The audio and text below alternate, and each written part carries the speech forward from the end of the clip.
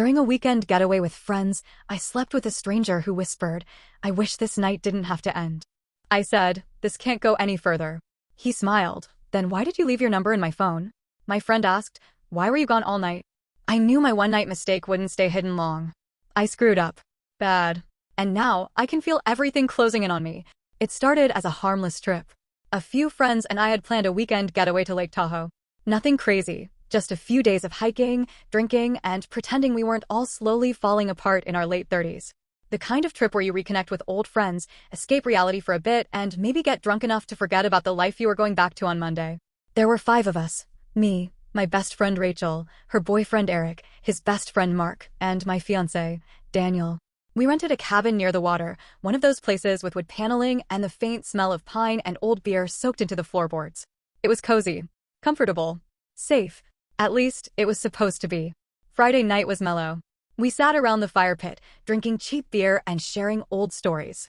Daniel kept his arm around my waist, laughing in that deep, warm way that always made me feel like I had found the right person.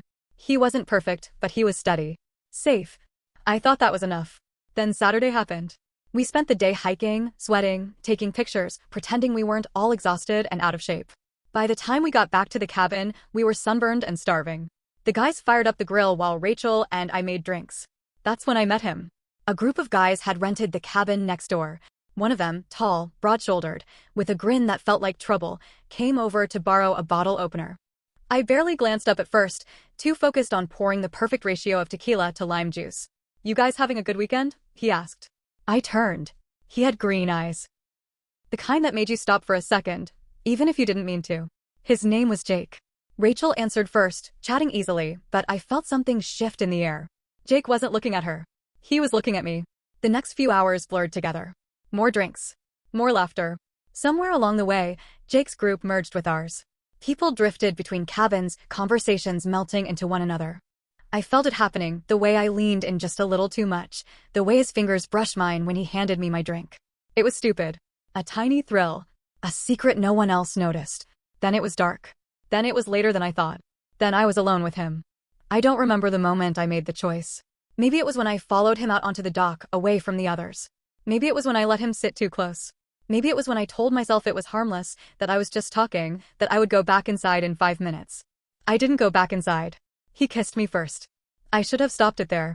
I should have laughed it off, told him I was drunk, told him I was engaged, told him something that would have ended it. Instead, I kissed him back. 1 minute we were on the dock. The next, we were in his cabin. It was fast. Desperate. Like neither of us wanted to think too much about it. My skin burned where he touched me, and I let it happen. I let everything happen. I don't know what excuse I'll tell myself later. Maybe that it was the alcohol. Maybe that I was lonely. Maybe that I just wanted to feel wanted in a way that felt new. But it doesn't matter. Because it happened. After, we lay there in the dark, the smell of whiskey and sweat and regret hanging between us. I was already thinking about how to leave, how to pretend this had never happened. But then, he spoke. "I wish this night didn't have to end." I swallowed. My throat felt dry. "This can't go any further." He smiled slow, knowing, like he already had the answer before I even said it. "Then why did you leave your number in my phone?" I stopped breathing. I didn't remember doing it. I didn't even remember when he had my phone. But there it was, the truth, staring me in the face. I left before he could say anything else. By the time I slipped back into my cabin, the house was quiet. Daniel was asleep, his back to me, breathing steady. My heart pounded so hard I thought it might wake him up. I slipped into bed, pressing my body against his, hating how familiar he felt, how different it was from the heat I had just left behind. I didn't sleep. Morning came too fast. My head ached, my stomach twisted with something worse than a hangover. I told myself no one knew. That I could bury it, that it could be nothing more than a mistake I locked in a box and never opened again. Then Rachel looked at me over breakfast. "Where were you last night?" My hands froze around my coffee mug. "What?" She tilted her head, studying me. "I woke up at, 3 a.m. and you weren't in bed. You were gone all night." I forced a laugh. Shrugged. "I just went for a walk. Couldn't sleep." Her eyes narrowed. "Alone?" "Yeah." She didn't look convinced. Eric and Mark were deep in conversation. Daniel wasn't even paying attention. But Rachel was watching me like she knew something was off. And then my phone buzzed. I didn't check it. I didn't need to. I already knew who it was. Jake. I felt the ground start to crack beneath me. Because mistakes like this don't stay buried. And I had just made the biggest one of my life. I stared at my phone like it was a ticking bomb. Rachel was still watching me. I forced myself to take a sip of coffee, act normal, pretend I wasn't seconds away from throwing up. My hands were steady, but inside, my chest felt tight, like I couldn't take a full breath. Everything okay? Rachel asked. I forced a smile. Yeah, just tired. She didn't look convinced, but she didn't push.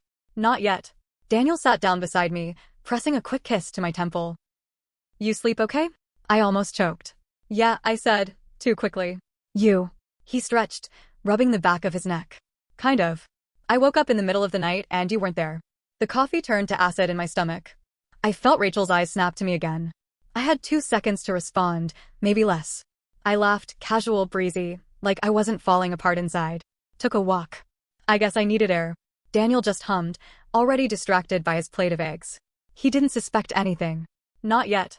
Rachel, on the other hand, wasn't letting it go. The morning dragged. We packed up, cleaned the cabin, piled into the cars. I sat in the passenger seat next to Daniel, my phone burning a hole in my pocket. I hadn't checked the message. I didn't dare. But my mind kept spinning. What did Jake say? Did he want more? Was he just messing with me? Was he the kind of guy who would ruin my life just because he could? My fingers itched to unlock my phone. Instead, I stared out the window as the trees blurred past, swallowing the guilt that was starting to taste like panic. That night, back at home, I showered twice. Scrubbed my skin until it burned.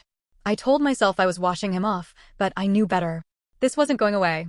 I lay in bed next to Daniel, staring at the ceiling.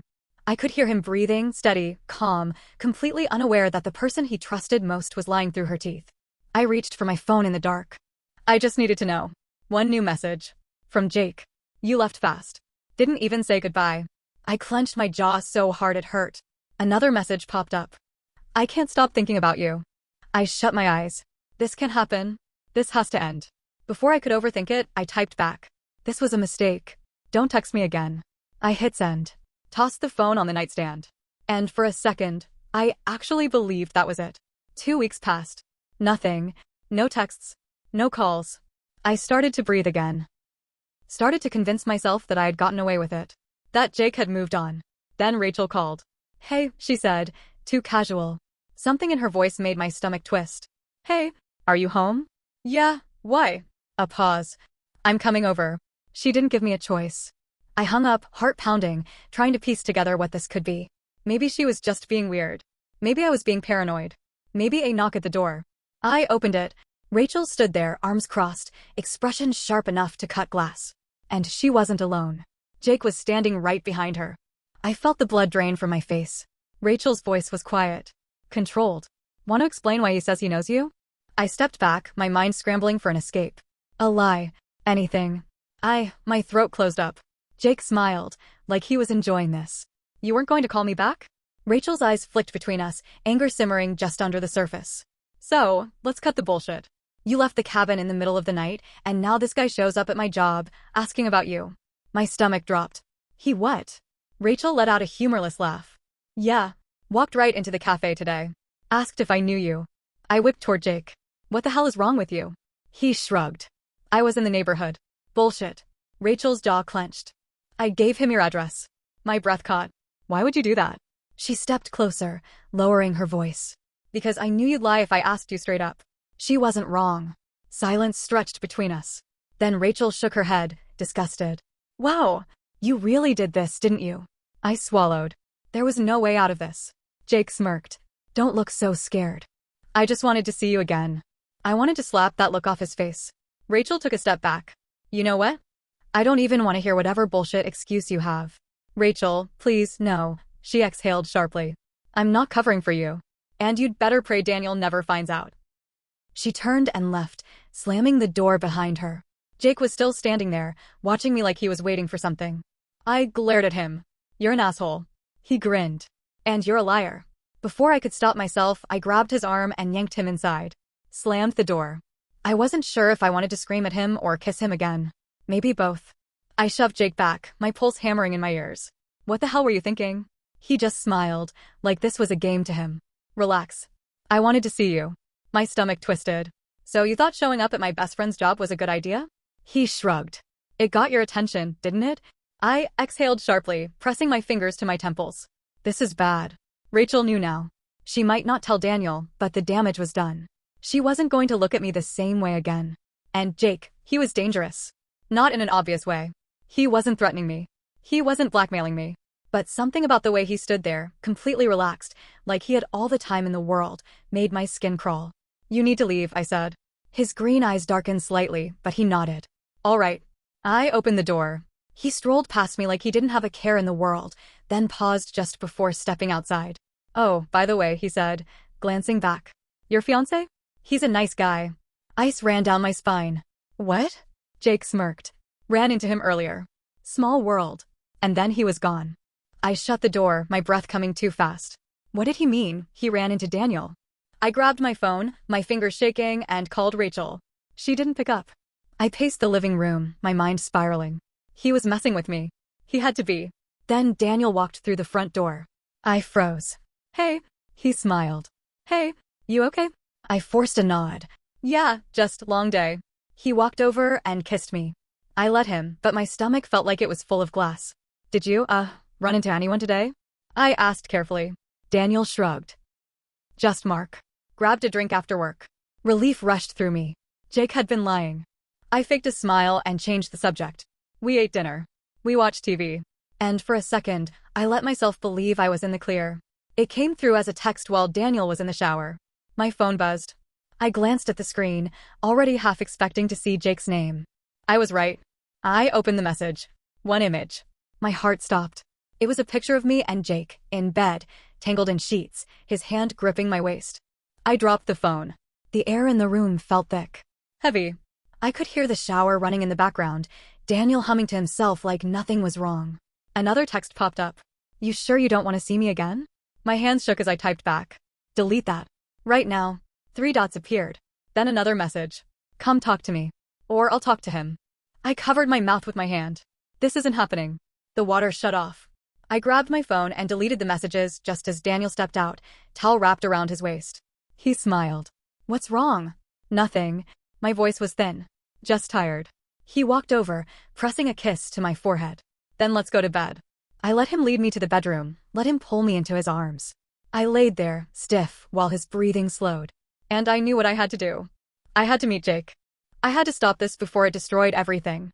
I sat in my car outside Jake's apartment, my fingers curled so tightly around the steering wheel that my knuckles turned white. I shouldn't have come. I knew that. But his message had made it clear, if I didn't talk to him, he would talk to Daniel. I wasn't going to let that happen. I stepped out, locking the car with shaky fingers. The air was cold, sharp. It stung against my skin, or maybe that was just the weight of my guilt pressing down on me. When I knocked, Jake opened the door like he had been expecting me. He leaned against the frame, smirking, but his eyes were unreadable. You actually came, he said. I shoved past him, stepping inside. The apartment smelled like whiskey and old cologne. It felt too intimate, too dangerous.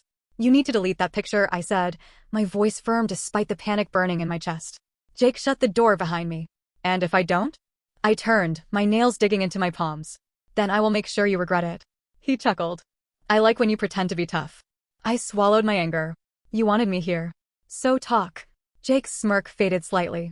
He stepped closer, and for the first time, I saw something real in his eyes. Something unguarded. You left, he said quietly. That night, you just walked out.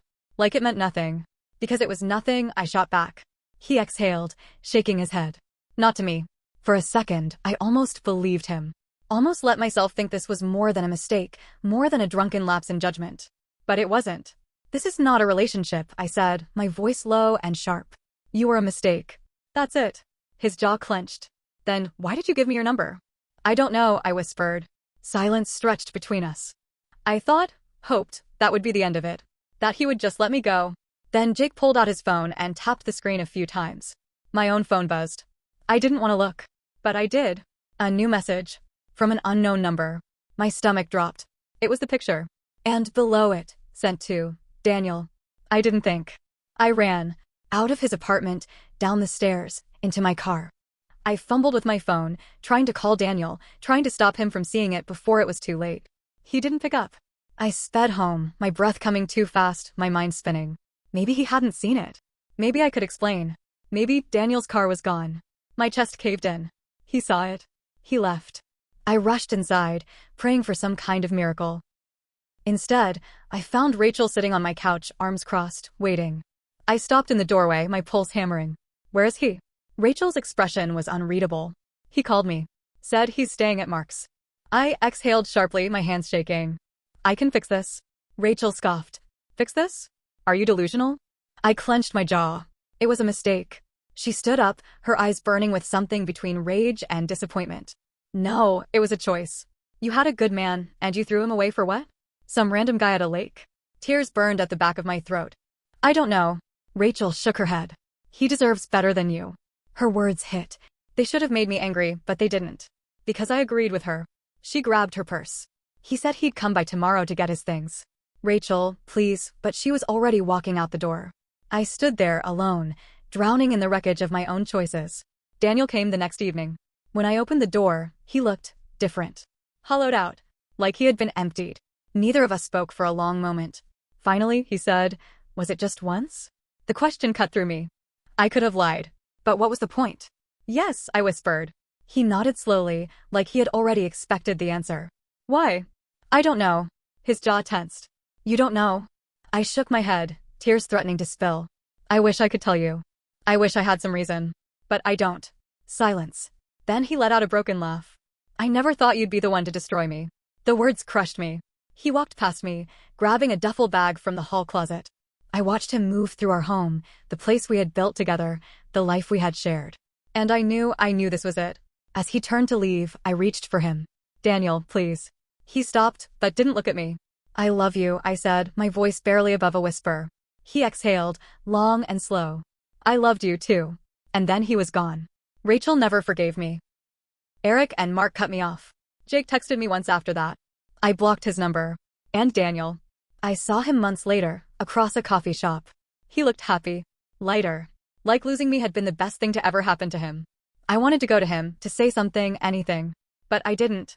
I just watched as he laughed with someone new, his head tilted back, free of the weight I had put on him. And I realized, sometimes, the worst thing you ever do isn't the affair itself. It's making someone believe you were the person they could trust.